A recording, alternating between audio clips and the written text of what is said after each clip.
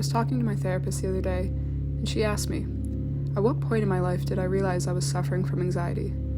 I paused when she asked me this. I realized I had anxiety at 16 when my friend told me she suffers from the same sort of symptoms. But looking back, it's clear that I showed signs of anxiety as early as age 6. Our appointment ended pretty soon after this, but I couldn't stop thinking about the question she asked. I often talk to her about current problems I have so that she can help me work through them in the moment. But the more time I take to reflect on my childhood, I realize how present my anxiety has been throughout my life. As I've grown, I've continued to change. From age 6 to 21, my music taste has changed, my friends have changed, my style has changed, my temper's changed, my relationships have changed, and my priorities have changed. But the one thing about myself that has been consistent throughout my life is my anxiety.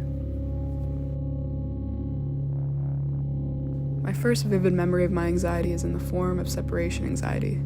My 3rd grade class just let out, and I quickly spotted my dad outside the school and hugged him. My friend came up to us and asked me if I wanted to have a playdate. I said yes and was very excited. She replied, "Want to come over to my house?" Now this was the dreaded question. My mood instantly changed and I was hysterical. I began to practically beg her to come to my house instead. She quickly complied and I was back to normal. You never would have known that I had just experienced a minor anxiety attack the moment before. I think this behavior always confused my parents. As a child, I was extremely energetic and quick-witted. I had no issue talking with adults or other kids. I was described as an old soul and a troublemaker. But once placed in such specific situations like the one with my friend, that exuberant and confident Paige that everyone knew quickly melted away. For this reason, it took my parents as well as myself years to even realize that I had a problem with anxiety because I was so good at living in these two different versions of myself. Maybe it was hormones, maybe it was stress, or maybe it was just the fact that I was in high school, but my mental health took quite the hit during my sophomore year. By this time, my social anxiety had become the worst it's ever been. My friends at the time would go to parties every now and then, and I was always invited. Early on, I was able to get through them and have a pretty good time.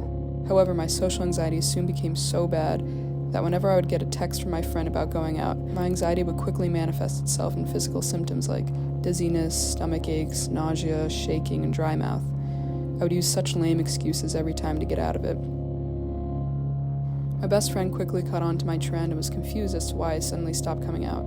Unfortunately, at that time in my life, I could not properly articulate why I was acting that way, let alone to a person who never experienced anxiety before. We naturally began drifting apart. I ended up going through a period of time where I found myself hanging out with my parents most weekends with no real friend group to attach myself to. At this point in time, my anxiety had gotten so bad that I did not foresee how things could get any worse. Then, I tore my ACL playing lacrosse. This caused such a severe decline in my mental health. My recovery was projected to be 8 months. This turned into 3 years and counting. At my high school graduation, I had to wear my brace and I could barely walk. I'm not clear on what made me so anxious during the ceremony.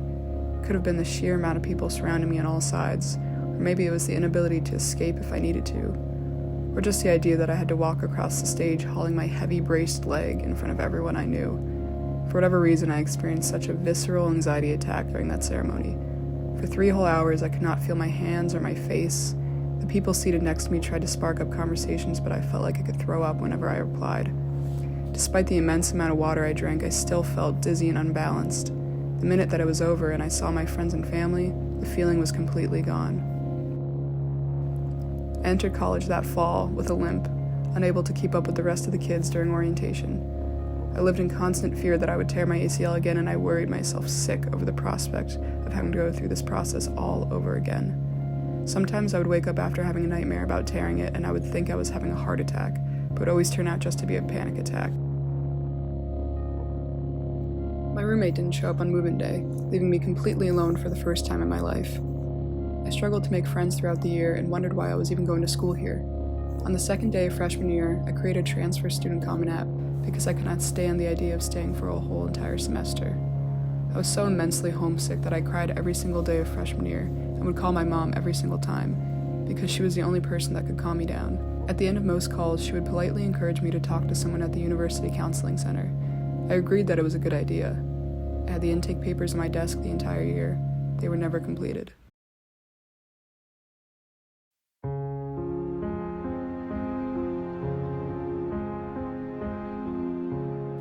very strange to look back on the moments that were defined by my anxiety.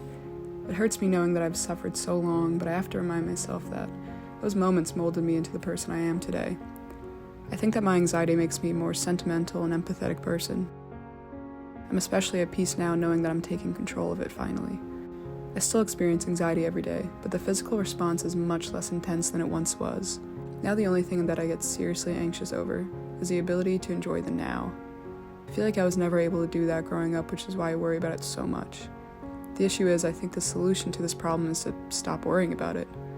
In order to really enjoy the now, I cannot be concerned with whether or not I'm actually being successful in doing so. I just need to do it. I just feel like I want so badly to savor the moments I have with my friends and family. I want to be able to look back fondly at my life when I'm older and appreciate all the times I was able to spend with the people I love. Nowadays, I think when I cry, it's out of nostalgia for the future. The people in my life are right in front of me, but for whatever reason, I already miss them. Most times when I'm enjoying myself, I desperately wish I could bottle it up so that I could go back and relive it for the rest of my life. The closest thing to this, I think, is journaling. I think by doing that, it puts pressure off memory. Even in my old age, when my mind is going, I can refer back to old pictures and journal entries so that I can really relive all those memories as much as I can. Memories that are good and bad. Remembering the bad only makes you appreciate the good even more. Thinking about memories attached to my anxiety sometimes hurts, but it shows that I've grown from that point. Even though the concept of time scares me, all I can do is try to remain hopeful for the future and appreciate all the memories that I have and will have as time goes on.